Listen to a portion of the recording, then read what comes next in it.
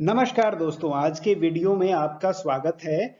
पिछले 2 हफ्तों में हमने 2 भयंकर तूफानों को झेला। उनमें से एक का नाम यास था, एक का नाम ताऊते। अब ये नाम बड़े ही अजब-गजब हैं। इन नामों के पीछे वजह क्या है? कौन इन नामों को रखता है और कैसे ये पूरी प्रक्रिया होती है? इस बारे में अगर आपकी दिलचस्पी है, तो ये वीडियो आपके लिए है। तो चलिए शुरू करते हैं कि कैसे हम तूफानों के नाम रखते हैं। मगर सबसे पहले जान लेते हैं एक और रोचक विषय के बारे में कि इन तूफानों का नाम रखने की वजह क्या है। देखिए, नाम रखने की वजह उतनी ही सादा है जितनी आपकी और हमारी, कि एक नाम से उसकी आइडेंटिफिकेशन आसान हो जाती है। और अगर आपको जनता में किसी तूफान के प्रति चेतावनी और जागरूकता का संदेश देना हो तो भी उस एक नाम से उसे करना बहुत आसान हो जाता है। मगर अब बात आता है कि इससे पहले कैसे होता था। नाम तो बाद में रखे जाने शुरू हुए, इससे पहले क्या व्यवस्था थी। तो व्यवस्था थी कि 1953 में 1953 में ऑप्टिकल ट्रॉपिकल स्टॉर्म के नाम से के नाम जो होते थे वो नेशनल हरिकेन सेंटर द्वारा रखे जाते थे। और मगर अब ये काम international committee of the world metrological organization करती है, जिसका लोगो आप सामने देख सकते हैं। मगर अब तक तूफानों के नाम स्त्री नाम के ऊपर हुआ करते थे। ये बहुत ही दिलचस्प है कि तूफानों के नाम हमेशा स्त्री क्यों हुआ करते थे, और ये इस पे काफी आपत्तियां भी दर्शाई गई। और ये भी कहा गया कि सूची में नाम का परिवर्तन तभी होगा अगर वो तूफान बहुत भयंकर रहा हो और उसका नाम परिवर्तित करने पर सहमति बन जाए। तो ऐसे कुछ नाम तूफानों के नाम बदलने के उदाहरण हैं। मैगहुट, ये फिलीपींस में 2018 में आया था, इसका नाम बदल दिया गया। इरमा और मारिया, ये कैरेबियान में आया था, 2017 में इसका नाम बदला गया। वैसे ही सैंडी था यूएसए का 2012 का, कैटरीना 2005, इनके नाम बदले गए थे। अब हम बात करते हैं कि पुरानी व्यवस्था में क्या 1979 में व्यवस्था चेंज हुई।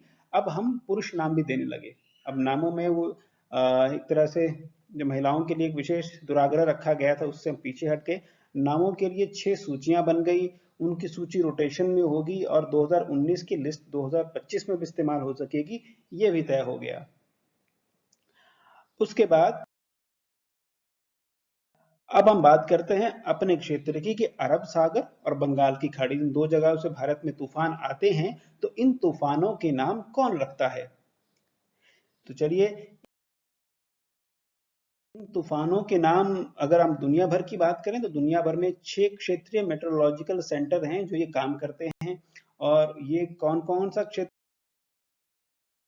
है, अगर आप देखेंगे तो ये फर्स्ट रीजन जो है वो रीजन अफ्रीका है, जो ये आप पूरा एरिया दिखा रहा है, अफ्रीकी उपमहाद्वीप, माफ कीजिए, अफ्रीकी महाद्वीप में तूफान का। और नंबर 2 पे रीजन एशिया है, जो यहाँ का कहता है।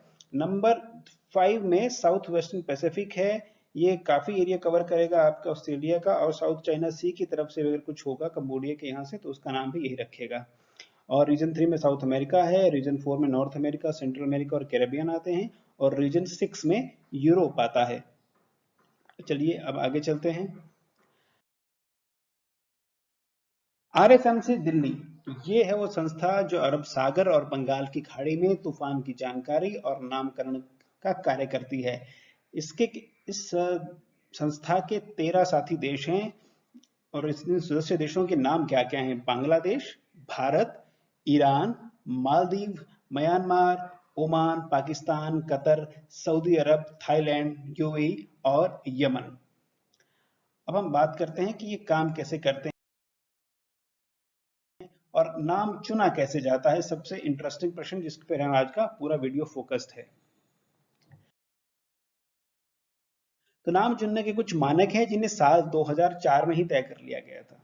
जैसे तूफान का नाम जो होगा वो सदस्य देश चुनेंगे, और सदस्य देश कौन कौन से चुनेंगे, कब चुनेंगे, उनका भी क्रम अल्फाबेटिकली तय कर दिया गया। यानी सबसे पहले अल्फाबेटिकली बांग्लादेश का नाम होगा, फिर इंडिया आएगा और फिर ईरान आएगा। ऐसे ही 13 देशों का नाम तय कर दिया गया। उसके बाद आगे बात करते हैं कि इसके लिए एक सिलसिलेवार कॉलम बना दिया गया, जिसमें तूफान के पहले कॉलम में जो शब्द है एक कंट्री ने दिया है, उस कॉलम में जो शब्द है वही तूफान का नाम होगा, चाहे वो तूफान किसी भी रीजन में आए। और दूसरे तूफान जो उस कॉलम का दूसरा शब्द होगा, उस रीजन में आए किसी भी तूफान का वो नाम होगा, चाहे वो किसी भी मुल्क को प्रभावित करता हो।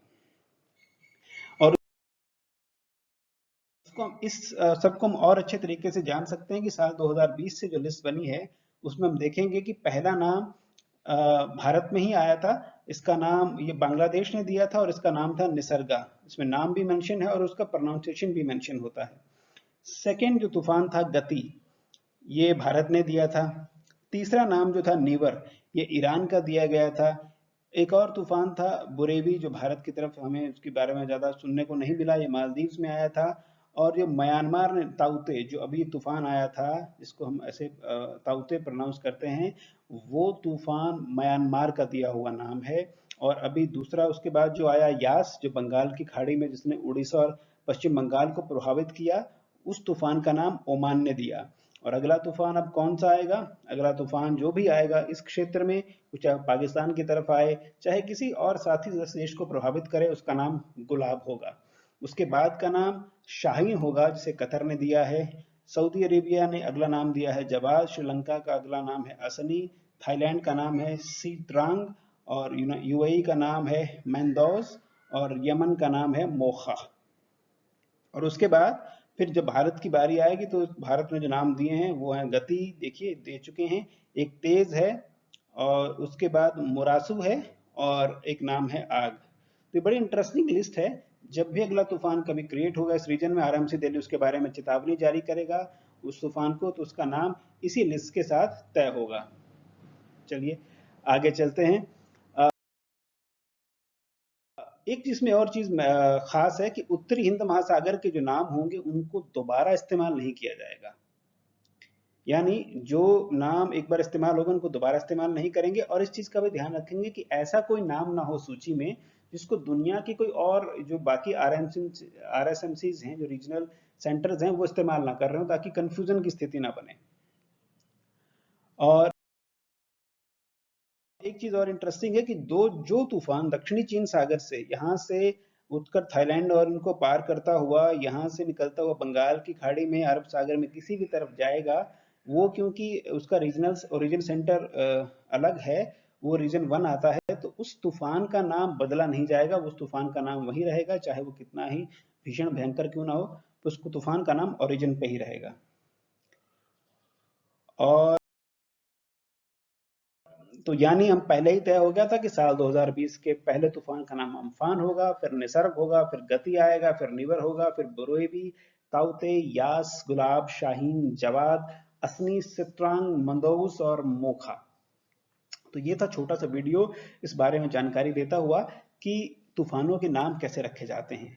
आपको ये कैसा वीडियो पसंद आया, इस बारे में आपके कुछ सुझाव हैं, कुछ कमेंट्स हैं, कुछ शिकायतें हैं, उन सबका हम स्वागत करते हैं। आप कमेंट बॉक्स में जरूर लिखिए।